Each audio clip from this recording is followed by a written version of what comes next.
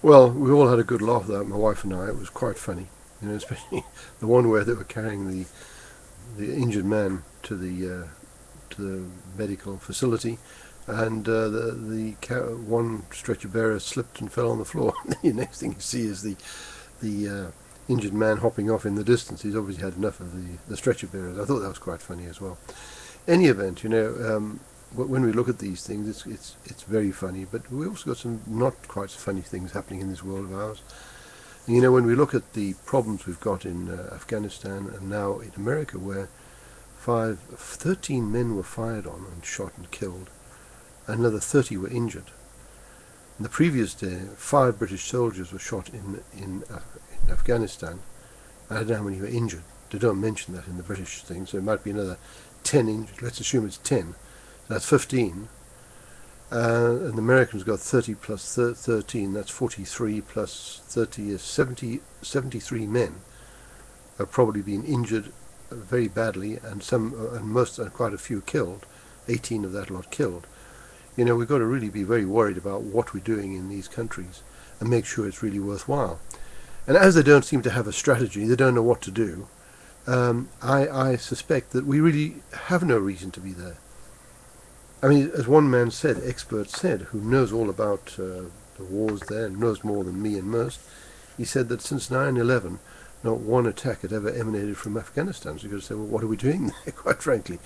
It started off, we had to get rid of the terrorists and the terrorist camps, etc., which we did do. And then we're going to rebuild the country. It's called mission creep. Now we're supposed to be building the country. But when you hear from the troops and various people who talk off camera, etc., they say, well, there's no building going on. So what's all this mission creep about? And you hear about Iraq and various things are going on over there, and that seems to have dropped off the screen for us at the present moment. But this reminds me all of George Orwell. Remember when his film, he seemed to have constant wars and things going on, and these kind of one. Remember all that? It's to take your mind off the mess that we're in internally in our nations. Absolute mess.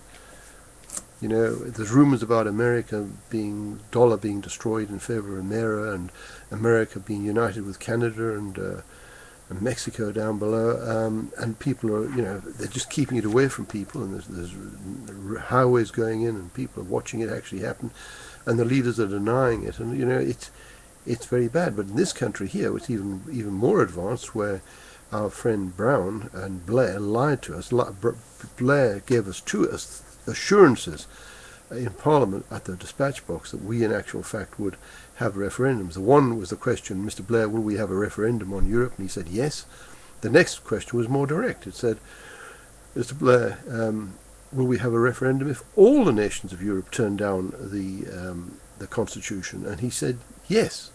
And of course we had the election, the general election, where we didn't discuss it on television, etc., because they always said, oh well, that's for discussion during the referendum.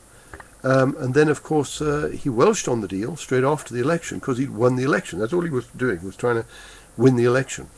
And he welched on it because he said, oh, these other countries had voted against it. There was no necessity, though he'd actually said he would give us that. They don't want to hear how many people are against this.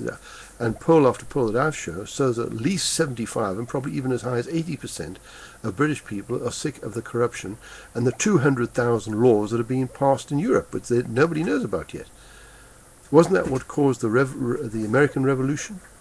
When George III passed those taxes on tea and various other things that all end up in Boston Harbor, the Boston Tea Party, which caused the revolt under Washington, which finally ended up with Cornwallis being defeated. Isn't that what caused all that? Was taxes?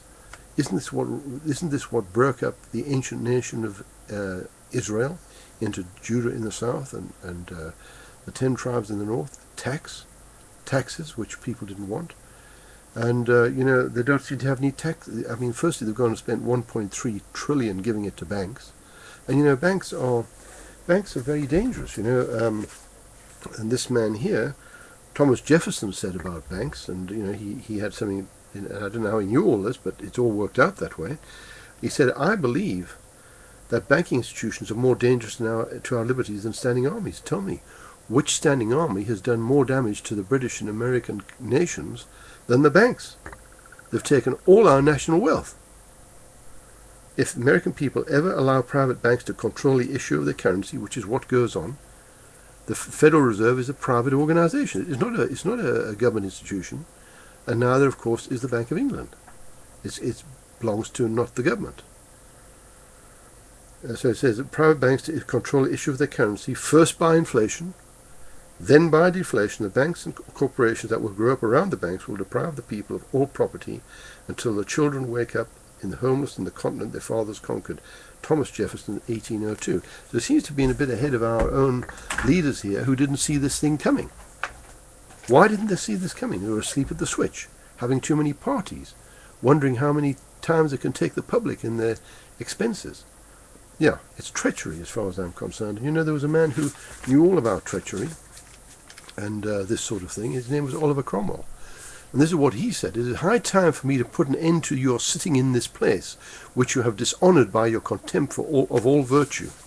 But I'd like to say contempt for our democracy, contempt for our way of life, contempt for everything that our forefathers got for us, all the benefits like habeas corpus and all those things. Contempt for these things, because they're bringing in through the back door things where we're guilty till proven innocent. And this disgusting thing about children, where everybody's got to go through a check and is a criminal because of very few people are molesting them. And I don't agree with that, of course, but it's ridiculous to create the whole nation as criminals. That's what they've done. It's disgusting. And enemies of all good governments, you're a pack of mercenary wretches and would, like Esau, sell your country for a mess of pottage, and, like Judas, betray your God for a few pieces of money. Is there a single virtue now remaining amongst you? Is there one vice you do not possess? You have no more religion than my horse.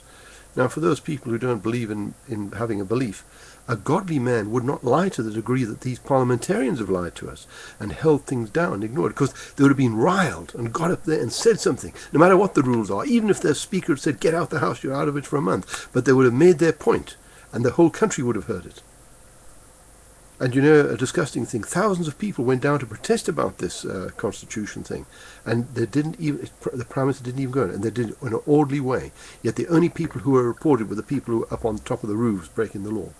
You have no more religion than a horse. Gold is your God. We know that. We've seen all this happen, both in Europe and over here. Farage has been warned about, and so has Hanan. Which of you have not bartered your consciences for bribes? We've seen it even in the House of Lords and in the House of Commons. You have grown intolerably odious to the whole nation, and that is true. We can't wait to get rid of this bunch. You're deputed here by the people to get grievances redressed. Our grievance was, and we kept on doing it for years now, trying to get these people to answer us why they were handing over our rights, all those rights that are listed on here, to a foreign government dominated by 80% Catholic, the Pope. Look at that. Foreign policy, criminal justice, sovereignty, labour laws, transport, defence, immigration. And so for our friend Cameron to say it won't happen again, the horse has already bolted. He's now going to pass the laws. I never heard him once ask in Parliament, over all the time I've been listening now, I always listen to the Data Parliament or Prime Minister's questions, never heard him ask once about the 95% missing budget.